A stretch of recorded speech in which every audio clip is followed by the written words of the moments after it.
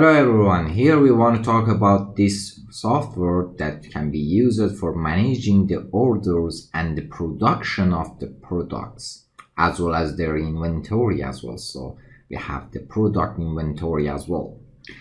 When you open this Excel file for first time, you may see a yellow ribbon here, and please enable the editing the content of this Excel. You may see two ribbons here.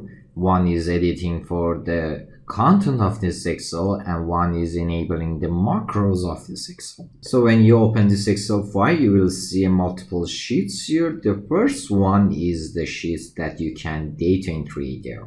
So here you will enter the orders data, manufacturing data, and the payment data. In the another sheets, the product sheets, you will see the information of your final products that you produce.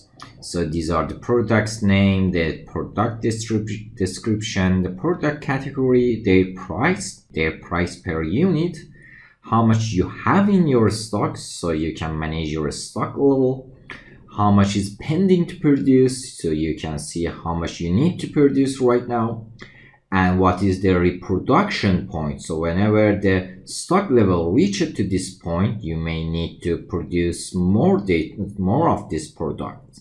So if in the last column you can see if you need to produce, is it your stock level reached to reorder production point or not, and if it's not, you do not need to produce more, or it's yes, you need to produce more. And in the orders report, this is the dashboard for your orders, how much you had orders, how much you produced it, and so on, and the time series of the production and the sales, and as well as another important chart that is how much you have ongoing orders and how much are delivered on times and how much you have delay. So this delay can be calculated based on this form, the activities that you have to key in the finish time, as well as the information of the setting you have the target, and we will discuss more in this video. So, and in the manufacturing report, you will see the charts that related to your manufacturing, how much you produce it, what is your average of the manufacturing, and what is the standard deviation of your time, as well as how much time each of the steps you need to produce taken from you, so you can calculate what is the average duration and what is the standard deviation of the production of each activity that you use it in the production.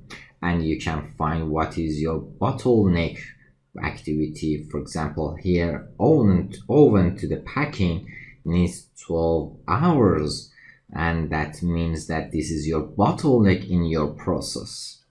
And there are a lot of things that you can achieve by using this manufacturing report. And another report is the total production report. In the total production, you can calculate and see how much you produce it in the time duration from each product. And in the setting, you can define and customize this software. And in the databases, in the order database and the production database, these are the data that is stored in this Excel. And when you submit data in the form, this data will be saved in the order database or in the production database. And in the pivot tables, we use these pivot tables to generate these reports. So whenever you want to edit these reports, you can edit this pivot table, or you can add to this pivot table to have more reports that you wanted. So let's get back to the form. In this form, you can have external and internal orders. The external orders is the orders that you have from your customers. For example, when your customer comes and say, I wanted to buy some from your products. So for example, let's have new customers. For example, let's have TT1, this is the invoice number that is generated for your customer. For example, my customer name, I can select one of my customers, so you have the customer database as well. So for example, let's say Mr. T came here and say I wanted to buy some products of, for example, product A from you. And when you key in these two data, invoice number and the product name, you need to reload the form.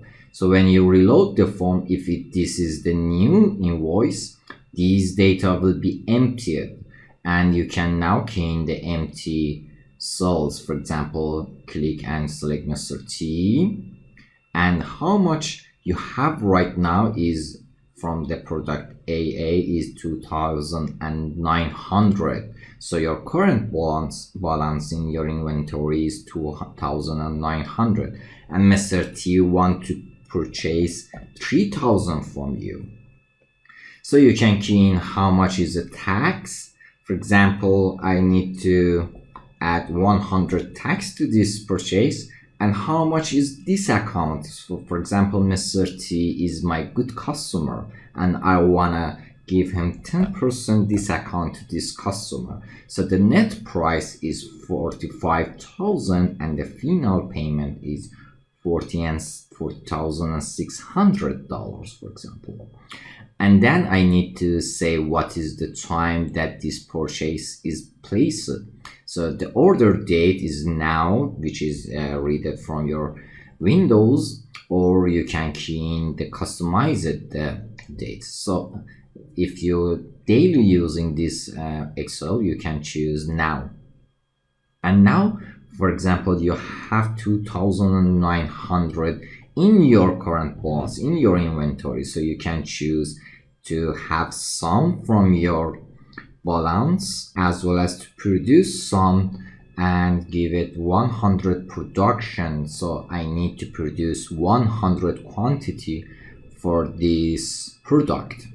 And after you do that, you can submit this order and you can see new order is placed. So whenever you place the order, after a while you need to update the activities. So you can do that whenever you want it. So for example, this manufacturing will start tomorrow. Until that, for example, you need to generate another invoice for example, product AA. So for example, you need to reload this one. This is a new invoice, so it's become empty. And right now you want to produce AA for Mr. W. And Mr. W need 1,000 quantity from your product AA, and your current balance is 0 right now.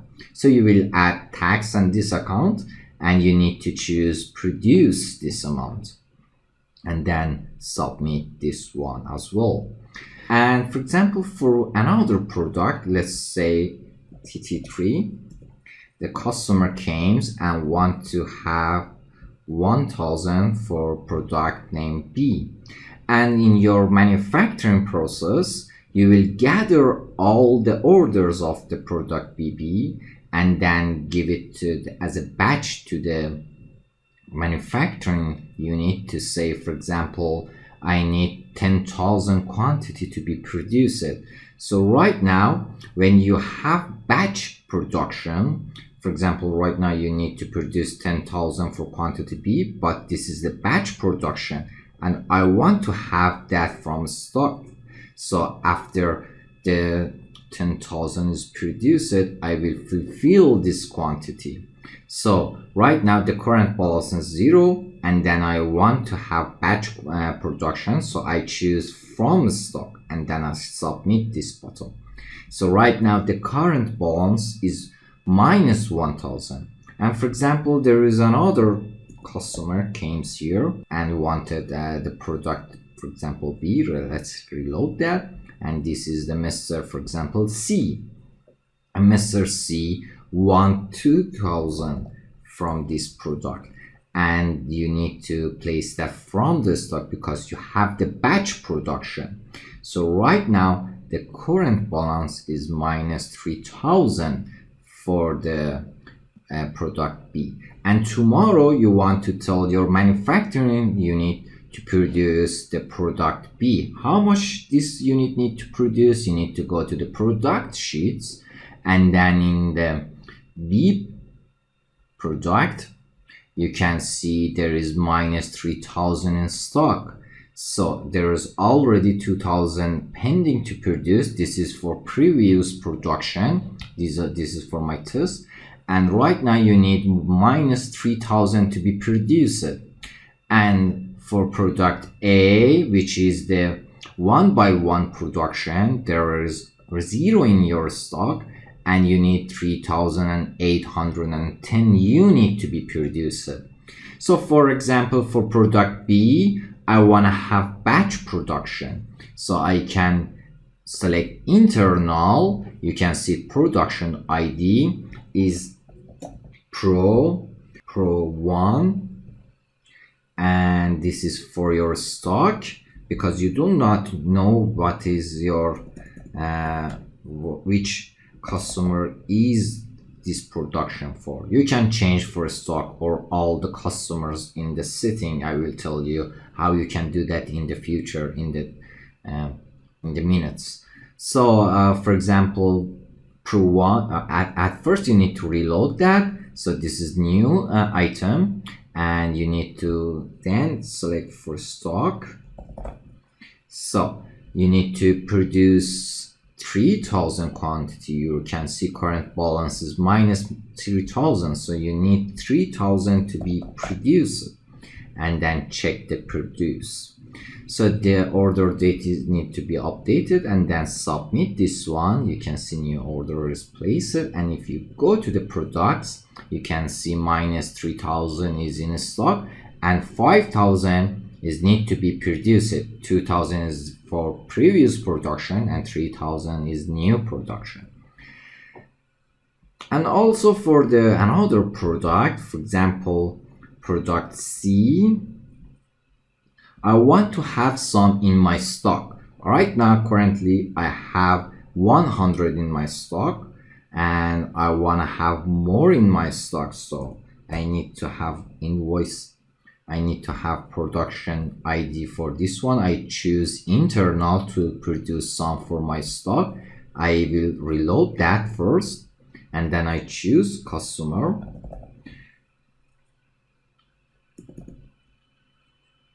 For stock, I need to choose internal as well.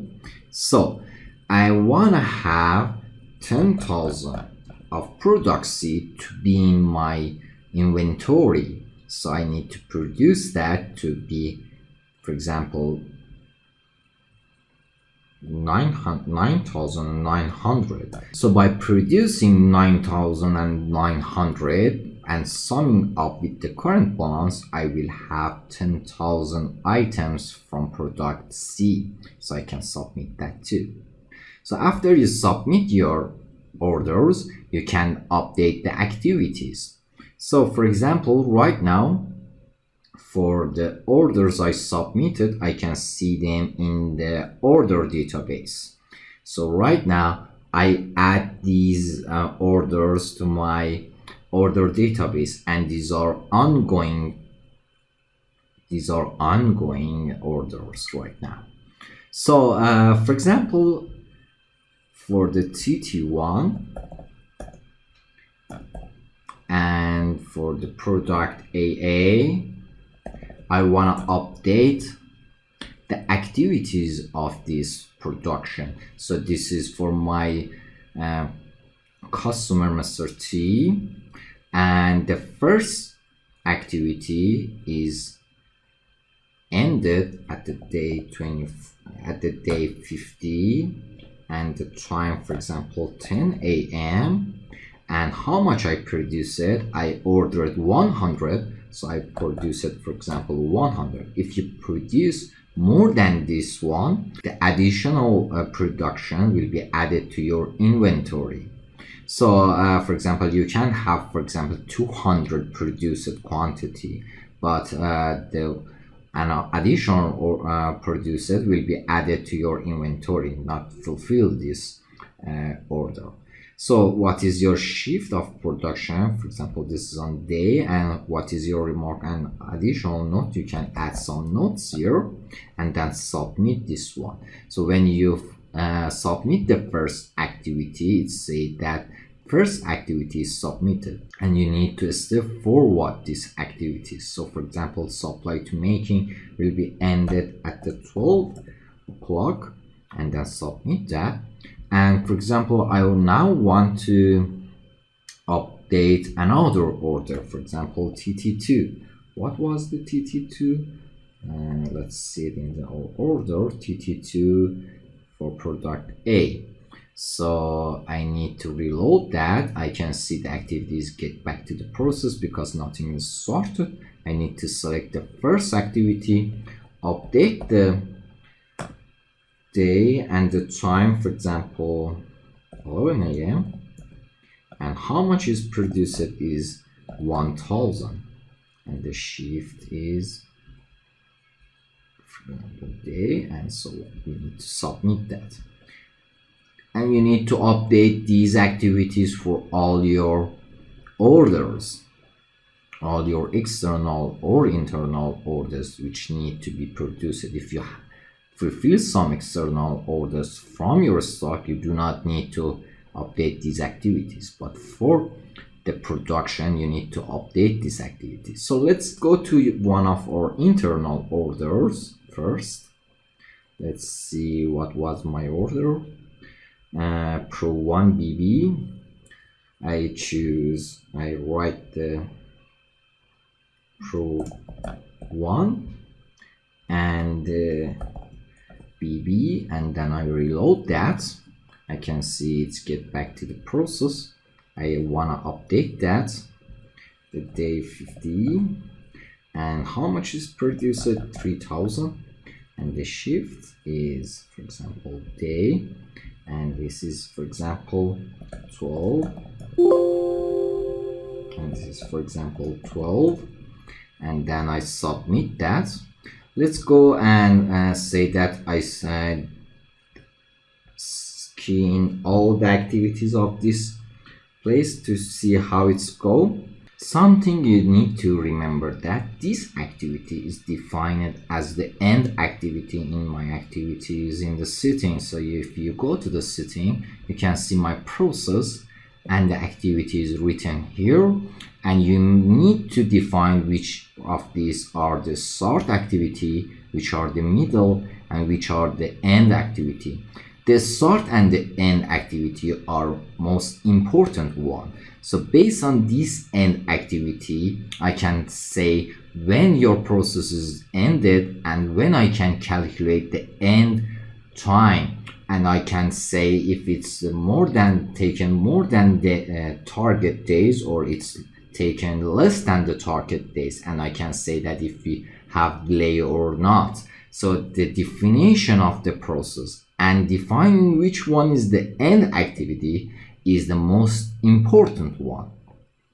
And in here in the target, this says, for example, 2 days. These 2 days is the 2 days after the order is submitted. It's exactly 48 hours. So for example, if your activity is started and ended after the 2 days, after the 48 hours, I will say that we have delay. If it ended before the 2 days, I will say it is on time and it's not have any delays. You can change this to 1 day, 3 days, whatever days you want, but you need to remember that this is based on the hours. And so for example here, when I wanna say that it's ended at the 4 p.m. and then I submit this one, so after that you will see the 3000 is produced, and in the products you can see 2000 right now is pending to produce, the 2000 from the previous, and we have 0 number in the stock. And also if you have some activities after the end of your manufacturing activities, you can add that by setting that order end, or for example another things. So the end activity is the thing that show that the time duration of the process of the manufacturing is ended, and after this the activity will not included in the target activities. So right now I can have this one ended at 8 p.m. So by this way, I can have the duration of this activity, but this duration will not participate in the manufacturing process duration time.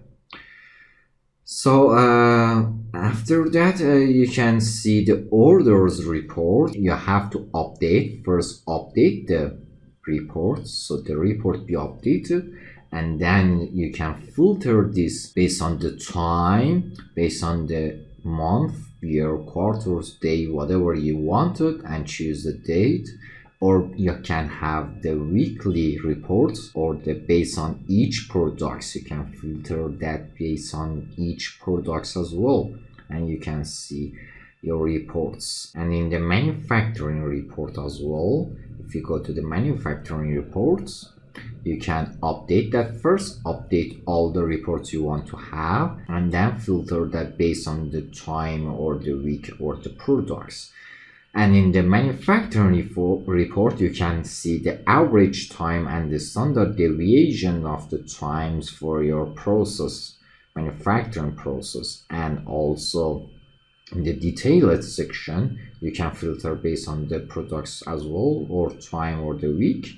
And you can see the duration of the production in each shift based on each activities, and in the trend of the time, as well as you can find the bottleneck and for example, let's filter that to one activity and see how much you have done well on some activity to decreasing the time of that specific activities. So this is the manufacturing report. And in the total production, you can see how much you produce it for each products. This is based on the type. You can have the summation of the orders that you have, For example, if you want to have the production, you need to filter it by the external production. So in this way, you can see how much you produce it. If you have, for example, internal as well, you can see how much you produce it for your stocks, and you need to refresh that as well by using this button. In the setting, I told you that you can, for example, edit the shifts to whatever text you want, edit the process, edit the time scale, SLA or target, and the payment status. Do not change the time, the month, this table. And in the customer, when you add new customer in the form, it will automatically add it to the customer, or you can simply just add that in your setting as well. Whenever you want to use this Excel file, clear the database by pressing this button. It asks you, are you sure? For example, yes, I'm sure. And then it asks you want to clear the product and the customer table as well, because whenever I want to use this Excel file, I may remove my data for each years, and to avoid making this Excel too big. But I do not want to clear my products, because my products will not be changed, or my customer, I want to have my customer as well. So I may not want to remove my products and customer. But if you want to use this Excel file for first time, it's better to remove these tables as well. So after that, you can see this customer table, order table, production table, and other tables will be empty. For example, in the product, you can see it's empty as well. You can add your customer names here, and also you can add them via the form. In the products, you can add your products as well. For example, product AA, product BB, and the information for your products as well. And you can also add that by using this button. For example, I want to have product FF and I need to key in these data. I can also update previous products by using this button. I can add new products by using this button. And for example, I wanna have this new customer. I can write that new customer, the customer name, and then I can submit. If I submit, this customer is added to my customer list, and I will have this customer in my list in the future. So this is how you can change the settings and have your Excel to be done. And the database backup will get backup for all of your data in this Excel, all the production database, all the orders database, these two databases, as well as the products. So these three tables will be copied in the new Excel file and saved in the folder you choose. So this is how you can use this software. I wish it helped you a lot. Thanks for watching and goodbye. In order to watch more training videos, please subscribe to our YouTube channel, Diaco Ltd. And if you want to see our products, please visit our website, diaco.co.uk.